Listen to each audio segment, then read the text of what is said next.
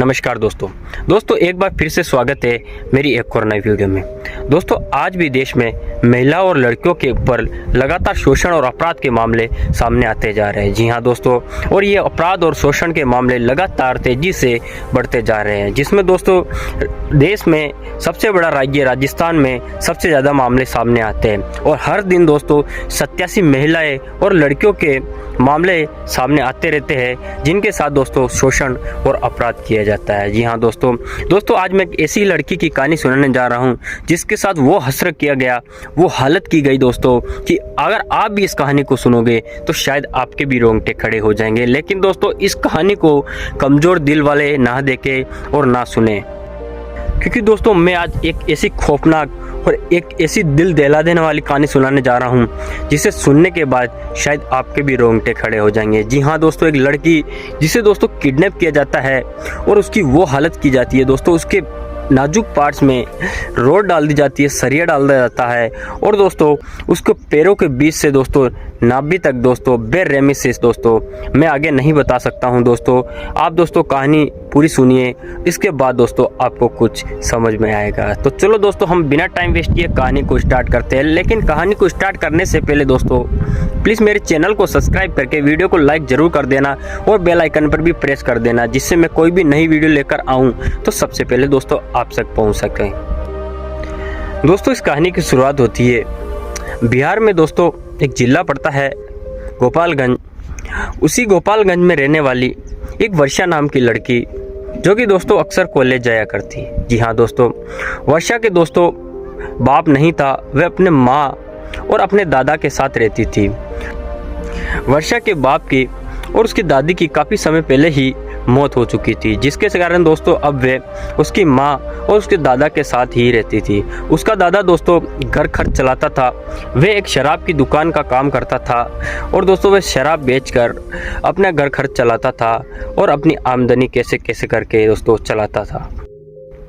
दोस्तों वर्षा की एक दोस्त थी, उसी गांव की दोस्त, जिसका नाम दोस्तों नैना था।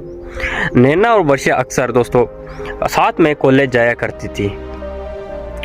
दोस्तों वह जिस रास्ते से जाती थी वो रास्ता बहुत ही ज़्यादा सुनसान और जंगल से भरा एरिया था। जी हाँ दोस्तों, आसपास कोई भी घर या कोई भी बस्ती नहीं थी, बहुत ही डरावना रास्ता था। उसी रास्ते में दोस्तों काफ़ी सारे लोग शराब के नशे में धुत होते थे और काफ़ी सारे मामले वहाँ से अब तक लड़कियों के साथ और महिलाओं के साथ गलत होते थे वो सामने आ चुके थे।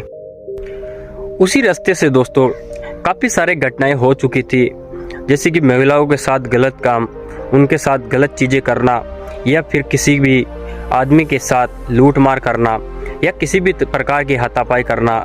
जी हाँ दोस्तों, जैसे कि आप दोस्तों समझ सकते हो, एक तरीके से दोस्तों गुंडागर्दी होती थी उसी रास्ते में। उसी रास्ते में दोस्तों जो वर्षा का दादा होता है रघु, वो उसी रास्ते में दोस्तों शराब की दुकान का काम करता था। जी हाँ दोस्तों, उसी की दुकान से जितने भी लोग होते थे दोस्तों गुंडागर्दी करते थे, वे शराब लेकर रास्ते में जाकर दोस्तों खा पी कर दोस्तों वे लड़कियों के साथ गलत काम करते थे। उस रास्ते से दोस्तों मर्द के बिना महिलाओं का आना जाना बिल्कुल बंद था। जी हाँ दोस्तों, गांव के जितने भी आदमी थे वे अपनी घर की महिलाओं को उस रास्ते से अकेला भेजने के लिए कतराते थे। जी हाँ दोस्तों, उनकी रूह कांप जाती थी कि अगर उसकी घर की महिला उस रास्ते से अगर अकेली गुजर जाती थी। जी हाँ दोस्तों, एक दिन दोस्तों वर्षा का जो भाई होता है दोस्तों, वो वर्षा को कॉलेज के लिए छोड़कर आता है साइकिल से। जी हाँ दोस्तों, जब दोस्तों वापस आने का टाइम होता है तो वर्षा अकेली ही उस रास्ते से आने का डिसीजन करती है।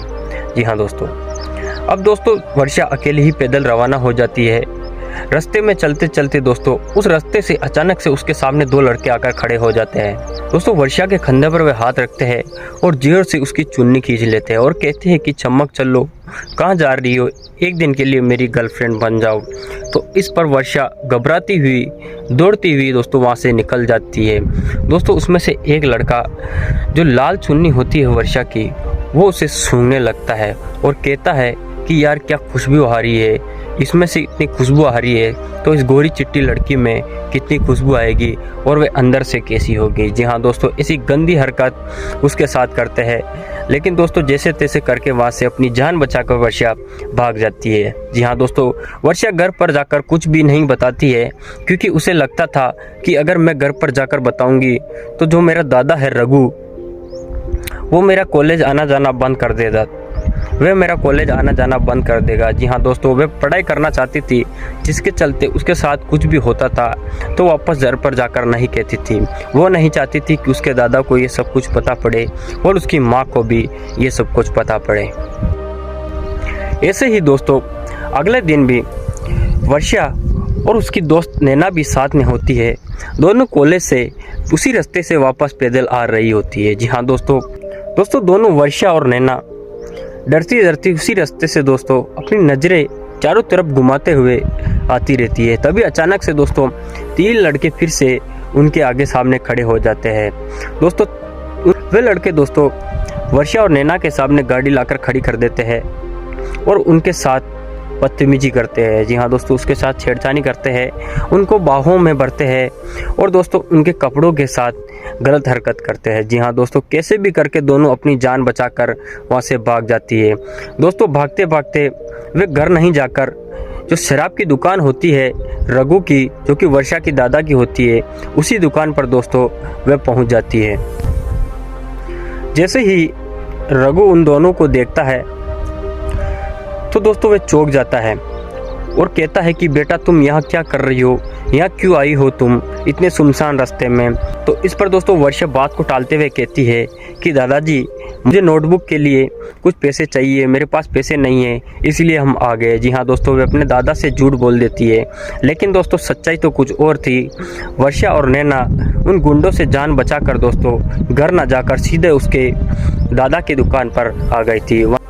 उसकी दादा की दुकान पर काफ़ी सारे आदमी दोस्तों, काफ़ी सारे व्यक्ति दारू के नशों में दोस्तों डूब पड़े होते रहते हैं। रघु जब कहता है कि बेटा तुम यहाँ क्यों आई हो, तो इस पर एक लड़का पीछे से दोस्तों कहता है कि अरे रघु दादा क्यों डर रहे हो, ये तुम्हारी बेटी नहीं है, ये हमारी भी बेटी है, कुछ भी नहीं होगा। जी हाँ दोस्तों, वे कोई और नहीं जो उस गांव की एमएलए होती है दोस्तों, उसी के ही आदमी होते हैं। जी हाँ दोस्तों, वे रोज डेली वहाँ पड़े रहते थे और रोज़ दारू पी कर दोस्तों लड़कियों के साथ छेड़छाड़ी, महिलाओं के साथ छेड़छाड़ी और गलत काम करके दोस्तों मज़े करते थे। दोस्तों एमएलए होती है दोस्तों, वो उनको इतनी हरकत करने के बाद भी कुछ भी नहीं कहती है। जी हाँ दोस्तों, उस गांव में दोस्तों जो एमएलए होती है वो महिला, उसकी दोस्तों दादागिरी चलती थी, होशियारी चलती थी। जी हाँ दोस्तों, वे अपने आप को एक उसी गांव की आमदार मानती थी, जिसके चलते दोस्तों जो भी डिसीजन होता था गांव में, चाहे ज़मीन से हो या लड़कियों से हो, वो एमएलए ही लेती थी, जिसके चलते दोस्तों उसकी बहुत ही रिस्पेक्ट थी गांव की नज़रों में और गांव के व्यक्तियों के नज़रों में। जी हाँ दोस्तों, वर्षा और जो नैना होती है वो कैसे भी करके अपने अपने घर चली जाती है। वर्षा जब अपने घर आती है तो पूछती है कि माँ सब्जी किसकी बनी है, तो वो कहती है कि बेटा अंडा करी बनाई है आज मैंने। तो इस पर जो वर्षा होती है वो कहती है कि माँ जी प्लीज़ थोड़ा सा मुझे भी दीजिए, मैं नैना के लिए ले जाना चाहती हूँ, उसे बहुत ही ज़्यादा पसंद है। तो इस पर वो कहती है कि बेटा बहुत सारी पड़ी है, चलो तुम अपने दोस्त नैना के लिए भी ले जाओ।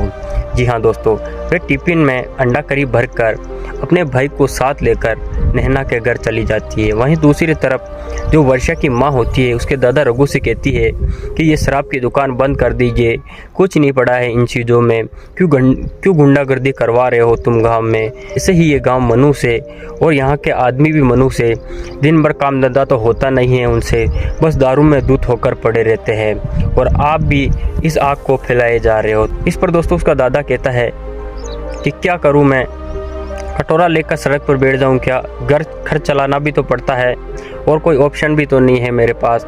जी हाँ दोस्तों, ये कहते ही दोस्तों जो उसकी माँ होती है वो चुप हो जाती है। वहीं दूसरी तरफ वर्षा अंडा करी लेकर नैना के घर चली जाती है और उसको भाई के साथ ले जाती है। जी हाँ दोस्तों, अंडा करी पकड़ा कर जैसे ही वर्षा अपने भाई के साथ घर वापस आ रही होती है, तभी दो लड़के उनके आगे आकर खड़े हो जाते हैं और एक जना कहता है इसमें से कि ए चमक चलो, कहाँ जा रही हो? कल तुमने मुझे धक्का मारकर गिरा दिया था, आज मैं तुम्हें छोड़ूंगा नहीं।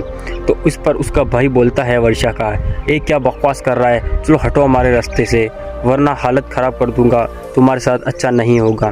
तो इस पर उसमें से एक लड़का बोलता है कि अरे ये तेरी बहन और जीजाजी का लफड़ा है, बीच में ना फंस, वरना यहीं तेरी हालत ख़राब कर दूंगा। जी हाँ दोस्तों अब दोनों के बीच में हाथापाई होने लगती है।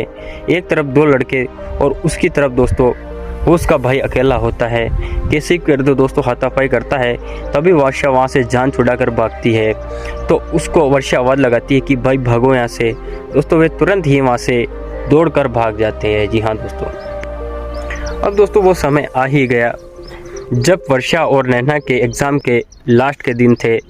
और लास्ट के उनके एग्ज़ाम के दिन दोस्तों वर्षा कहती है कि माँ जी आज मेरा एग्ज़ाम है तो मैं जा रही हूँ। तो उसकी माँ कहती है कि बेटा ध्यान रख कर जाना, गांव की सड़क ऐसे ही है ना, तो तेरे दादा ने तुझे साइकिल दिलाई है, तो आराम से जाना। मैं तेरे भाई को साथ भेजती हूँ, वो तुम्हें बस स्टॉप तक छोड़कर आ जाएगा। जी हाँ दोस्तों, वह दोस्तों अपनी बहन को बस स्टॉप तक छोड़कर आ जाता है और आने के बाद दोस्तों वह कहीं घूमने के लिए निकल जाता है। वहीं दूसरी तरफ वर्षा एग्ज़ाम के बाद दोस्तों वह अपने भाई का वेट करती है बस स्टैंड पर, लेकिन दोस्तों काफ़ी देर तक उसका भाई नहीं आता है।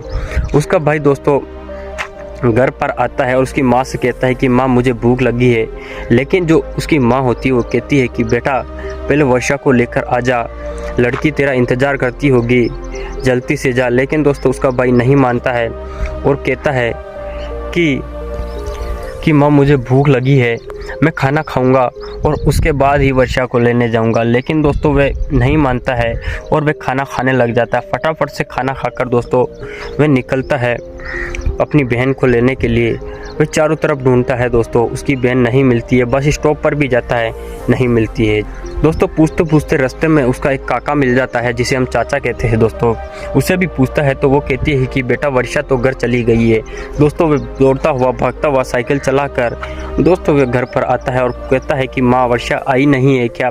तो उस पर उसकी माँ कहती है कि कहाँ आई है वर्षा, जहाँ मेरी बेटी को ढूंढ कर ला कहीं से भी। जी हाँ दोस्तों, उसकी माँ दोस्तों गिड़गिड़ाने लगती है, रोने लगती है और कहती है कि आज तू मेरी बेटी को ढूंढ कर नहीं लाया तो यहाँ आना मत, अपनी शक्ल मत दिखाना। जी हाँ दोस्तों जैसे तैसे करके वे शाम तक दोस्तों अपनी बहन को लगातार ढूंढता रहता है, लेकिन नहीं मिलती है। ऐसे ही दोस्तों 2-3 बीत जाते हैं और उसकी जो बहन होती है दोस्तों वर्षा, वे अब 2 दिन से लापता थी।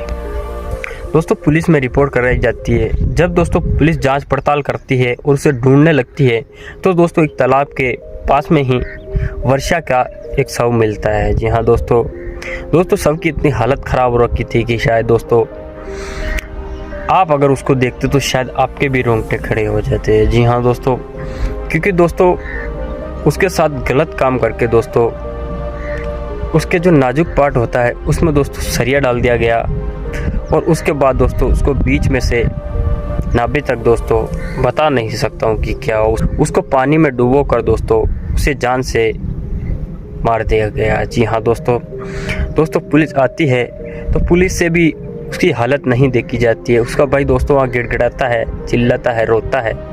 जब उसकी माँ को पता पड़ता है तो उसकी माँ भी दौड़ कर आती है दोस्तों और दोस्तों रोती है, गिड़गिड़ाती है। लेकिन दोस्तों कुछ भी नहीं होने वाला था, क्योंकि दोस्तों जो पुलिस होती है वो एमएलए से मिली होती है और ये सब काम दोस्तों एमएलए के ही आदमी ने किया था, जो कि गुंडागर्दी करते थे रोज।